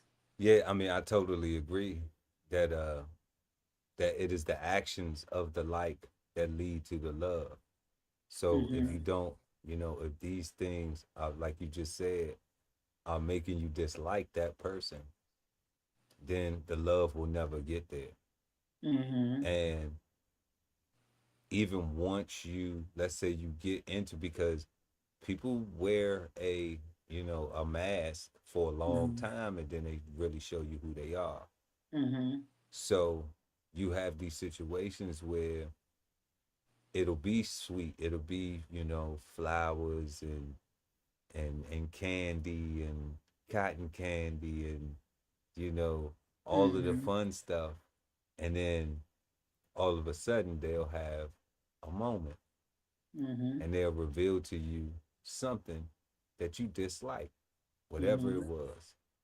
Okay, now we talking about determining if these things are a deal breaker, you know, because some things can just be corrected, like, oh, hey, we don't talk to each other like that. Hey, Mm-hmm. I need you to not do this like that because that, you know, scares me or that makes me a little, you know, uneased. Easy. Uh-huh. Okay. Like those are different things that can be, that don't really affect Mm-hmm. your like for the person. It could just Mm-hmm. be, we just going through a little something, you know, Right. maybe somebody didn't pay a bill on time. They had the money, but they didn't pay the bill on time and they paid a late fee. But you found out, they wasn't trying to tell you because they didn't prioritize it. They shit it. I had to pay the bill, but I've had to Yeah. pay a late fee. And then you just like, oh damn, but they paid it. They They paid it. just they paid it. They just had a late fee and they didn't tell you because they know you be paying shit before it be late fees. Right? Right. So that's something that you have a conversation about. That's not a dislike, and you may learn that that person does not pay the bills the way you pay the bills. They may, and you may dislike that about that person, that they Right. don't prioritize it, that they comfortable with a late fee, you Right. know but that don't have to be a deal breaker. Now if they do something that is something that you deem that is, you just crossed the line, okay, then now the love comes into question, Right. because it's like, you doing that, like, how could you do that if you love me for real? Yeah. Because the only people that would do that is somebody who don't like something. You must don't like something. Mm-hmm. There's Mm-hmm. something that you disliking. Mm-hmm. So why don't you like me enough to come have a conversation with me before Mm-hmm. you even do that, to consider my feelings and my opinion and perspective on it? Right. you know that's where the honesty is. that's where you showing me you love me. So now if you go do it, at least I know that you was going to go do that, because you came and you had a conversation with me and you told me that you wasn't happy with certain things and this and that and stuff. Right. When you love somebody and respect somebody, and you like them, you care about them, you do that. You put that Right. initiative in to say, you know what, I'm gonna go have this conversation, no matter how hard or how tough it's gonna be, even for me, for them. I don't know what it's gonna come out for the other relationship, but I'm gonna go have that conversation because I love them enough to have that before Mm-hmm. I go and do some shit that they don't like. Cause I know I'm about to go do some shit that they don't like. People know when they doing shit that people don't like Mm-hmm. Mm-hmm. all the time. I You agree know, with you. I agree. I'm gonna all write the that time. down. People Uh-huh. know when they doing shit that people wouldn't like. Mm-hmm. Because 9 times out of 10 they wouldn't like if somebody did it to them. Okay. We're gonna need a whole nother podcast for that, because quick segment. One time I was in a relationship and my significant other came and told me that, he was struggling with being happy in a relationship at the moment, and that he was thinking about going out and cheating. And I really respected the fact that he came and told me that, but I don't know how that made good for the relationship, because all you got to do now is deal with my rebuttal to it. Because if you thinking about cheating, I could be thinking about cheating too, or I could just be thinking about leaving. So I mean, that's a whole nother podcast, but I think you are on the right track as far as loving them enough to come and speak about what's bothering y'all or what's about to go down. That's it. And Yeah. when you like people, you have tough conversations with them. Mm-hmm. I don't have anybody that I have liked, Mm-hmm. you know, at least Mm-hmm. initially, Mm-hmm. that I didn't have a tough conversation with, that I can't say that I ain't had a tough conversation with. We done had something tough where they done told me something about myself. I done told them something about them. They done said something, expressed something. It's okay. Now Right. whether we still have a relationship now or not, that's up to me, Right. you know. But everybody that I love, we still have a relationship, and I'm still open to any more tough conversation, you know, Mm-hmm. because I love them. So, Mm-hmm. get that shit off your chest, because I really care about you. And when you see me and I hug you, I want it to be genuine. I want you to know it's genuine. I don't want you to think I'm gonna hug you to stab you in your back, Right. Yep. you know. Yep. So I respect that, and that's why I said, like, I treat people how I treat myself. If you treating Mm-hmm. yourself like some shit, then you shouldn't be mad if I treat you like shit. Yeah. You already treating yourself like shit. So how you gonna expect me to want to treat you better than you treating you willing to treat yourself? Yourself. Yeah. Yeah. You mad at me for judging you for treating yourself like shit, and I don't treat myself like that. Right. You know, Look at the Mm-hmm. example that you're setting for yourself. Take some Mm-hmm. accountability, responsibility for yourself, for your actions. You know, Mm-hmm. I and agree that's with you. and that's and that's that's a tough pill to swallow when it comes to loving and liking, because Mhm, you have to take accountability for your own actions, mhm, because you are the creator of all of the stuff that be happening with you. You know, mhm, mhm. especially with the people outside that we bring into the people that we picking and choosing. Like Yeah, you said earlier when you started, you can't pick your family, so this don't apply. right. You know, like, is it fair to say liking someone is a prerequisite for love? Like you said, Billy Badass Joe said, not your family, because you don't pick them. Right. Yeah. And to add to the statement again, I'm with you as number 5 goes. Liking someone is definitely a prerequisite to loving them in a outside relationship or friendship. But I tell you this, for a girl like me, once we make it past the prerequisite and I love you, I do believe in still being able to love you once I don't like you no more. I do believe in that. I I do. heard that. You try to keep the benefits line open. I mean, sometimes honestly, that thought process I just had will benefit the other party more than it'll benefit me, because I know I can't get a damn thing out of them or really don't want it, but because I still love them, if they need something from me, I'll provide it. You know what I'm saying? So Oh man. yeah. Yeah, you a solid. You solid because Yeah, I try to because be. because I probably ain't did none of some of the stuff you done went through with some of them dudes and in a Hmm. relationship, and I can't call no ex and get nothing. Ah, they don't know no good then. I can't call an ex and get nothing. You know what I'm saying? Yep. Like, nah, they all would take me back if I was available. But you blew it.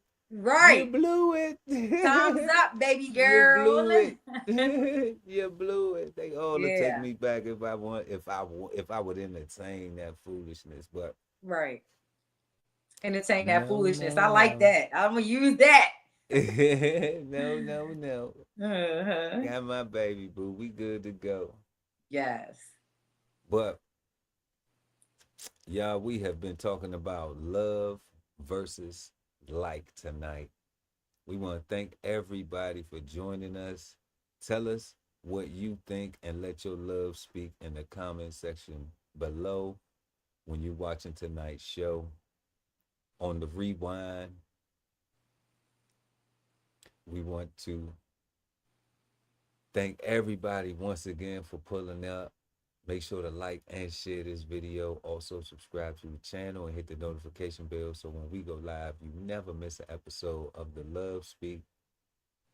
Make sure to have it's Thursday. So the weekend is upon us. So everybody have a peaceful, positive, and productive start to their weekend. You know, do something real fun this weekend. Love somebody. Don't Mhm. just like them. Right. Or just go love on yourself. Or just go love on yourself. Yeah. Yeah. Ain't nothing wrong with that. But we're Yeah. going to go ahead and call it a night right here on the Love Speak podcast with myself, Chef Earl Pearl at DBCHEFTV, and the baddest of the baddies, Billy Badass Joe. Yes, And it was a good time tonight. yes, indeed. And we will see y'all next week right here on the Love Speak. That's Peace. right. Everybody be safe. This whole publication is all about going from nowhere to somewhere, right? Being able to stand on something so that you can travel in peace, right? So bksoulfarm.com, 1016 160 self-sustainability. Jump on the list and get yourself together, right? Because it is irresponsible to not even know what responsibility means. So get yourself together, food, clothing, and shelter, protection of that, support your interests, and live. Exchange insights Sundays at 8 p.m. East Coast time with the Cigar Panel. Smoking on words like two big nerds. Hosted by DBCHEFTV and BK Soul Farm at Cigar Sundays on YouTube. Subscribe and hit the notification bell so when they go live, you never miss an episode of Cigar Sundays Live. Sign up for the newsletter and shop merch and clothing at www.dbcheftv.com.